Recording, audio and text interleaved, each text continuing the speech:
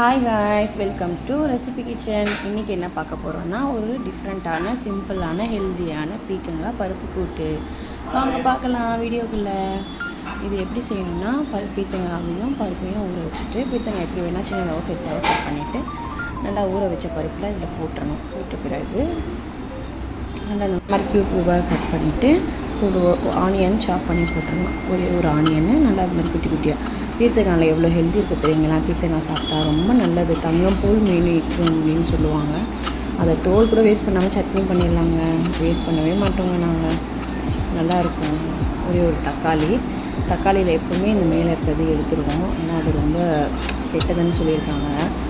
கல்லடுப்பு இந்த மாதிரிலாம் வரதுக்கான சான்சஸ் இருக்குது அப்படின்ட்டு. அதனால் அது எப்போவுமே நான் கட் பண்ணிடுவேங்க. நீங்களும் எப்படின்னு எனக்கு கமெண்ட் பண்ணுங்கள், சரிங்களா? நீங்களும் எப்படி தான் கட் பண்ணுவீங்களான்னு. அதுக்கப்புறம் எல்லாத்தையும் ஒன்றா போட்டுடலாம். போட்டு கையிலேயே சும்மா ஒரு கரெக்டு கட்டிட்டா போதுங்க. அப்படியே கையை விட்டு ஒரு கரெக்டு தான் விட்டுட்டு குக்கரில் ஒரு 3-4 விசில் விட்டால் போதுங்க. போயிட்டு தண்ணி கொஞ்சம் ஊற்றிட்டு ஃபஸ்ட்டு ஸ்டவ் பற்ற வச்சுருந்தாங்க. அது கொஞ்சம் மஞ்சள் தூள் போடணும். கொஞ்சம் அடுப்பு போட்டு வச்சுட்டு மஞ்சள் போட்டுட்டு அதுக்கப்புறமா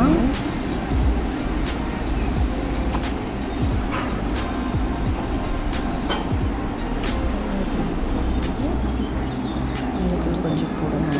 மஞ்சள் போட்டுட்டு ஒரு டீஸ்பூன் இல்லை அரை டீஸ்பூன் போட்டால் போதும். விசில் போட்டுடலாங்க. அதுக்கப்புறம் விசில் எடுத்த உடனே உப்பு போட்டுக்கணுங்க. ஃபஸ்ட்டு உப்பு போட்டுட்டு கொஞ்சம் நல்லா மசிச்சிடணும். சூப்பராக இருந்துச்சு பார்த்தீங்களா? 4 விசில் தாங்க விட்டேன். நல்லா இருந்துச்சு பாருங்க. அப்படியே சும்மா ஒரு கிண்டுனாலே போதுங்க. நல்லா இதாகிடும். இல்லைனா வந்து விஸ்க வச்சுருந்தோம்னா கூட விஸ்க வச்சுக்கணும். சூப்பராக இருக்குங்க. அப்படியே பற்ற வச்சு ஸ்லோவாக வச்சுக்கோங்க. ஸ்லோவாக வச்சுட்டு ஒரு விஸ்க வச்சு எப்படி பண்ண கொடுக்கணும். மேஷில் வச்சு ஃபஸ்ட் விட்டோம்னா நல்லாயிருக்கும். ஏன்னா பசங்க என்ன பண்ணுவாங்க, எடுத்து வச்சுருவோம் வெஜிடபிள்ஸ் தான். அதனால் நான் இப்படி பண்ணி விட்டுருவாங்க. பார்த்து ஆவி அடிக்குது. உப்பு கொஞ்சம் போட்டுருவாங்க. உப்பு போட்டுட்டு நல்லா மிக்ஸ் பண்ணிடுவோம். மிக்ஸ் பண்ணிவிட்டு இது தாளிப்புக்கு ரொம்ப சிம்பிளுங்க. கடுகு நல்லா பருப்பு நல்லா போட்டு தட்டி போட்டு தாளிச்சு விட்டுருவோம். நல்லாயிருக்கும். நல்லா ஹெல்த்தியான ரொம்ப நல்லதுங்க. இது உடம்புக்கு இந்த அடிக்கிற வெயிலுக்கு காரமே பிடிக்க மாட்டேங்குதுங்க. இந்த மாதிரி செஞ்சால் பசங்க நல்லா சாப்பிட்ருவாங்கங்க. அதுக்காக தான் இது போட்டு நல்லா நெய் விட்டுருவேன். உப்பு கரெக்டாக இருக்கான்னு பார்த்தேங்க. நான் அது செய்கிறதுக்குள்ளே இந்த சைடு எங்கள் வீட்டில் பாப்பா வந்து பூண்டெல்லாம் உரிச்சிட்டு தட்டிகிட்ருக்காங்க. உரிக்காமல் போட்டாங்கன்னா நல்லாயிருக்கும். அதனால் பாப்பா தட்டிகிட்ருக்காங்க. நான் இந்த பக்கம் கடை வச்சு கொஞ்சம் எண்ணெய் ஊற்றி எண்ணெய் கொஞ்சம் சூடான உடனே கருவேப்பிலை, கடுகு, கொஞ்சம் காஞ்ச மிளகா,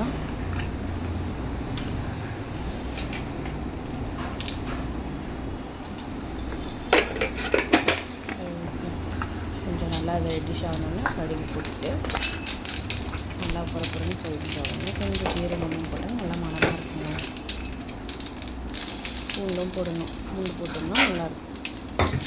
நல்லா ஒரு தாளிப்பு சிம்பிளான தாளிப்புங்க. தான் ரெடிமே கொஞ்சம் அப்படி போட்டால் கூட நல்லாயிருக்கும். அது உங்கள் டேஸ்ட்டுக்கு ஏற்ற மாதிரி. நான் கொஞ்சம் போட்ட பசங்களுக்கு வந்து கலர்ஃபுல்லாக இருந்தால் கொஞ்சம் நல்லா சாப்பிடுவாங்க. ரெடிமே கொஞ்சம் லேட்டாக நல்லா போட்டுருக்கேன். அதனால் சிம்பிள்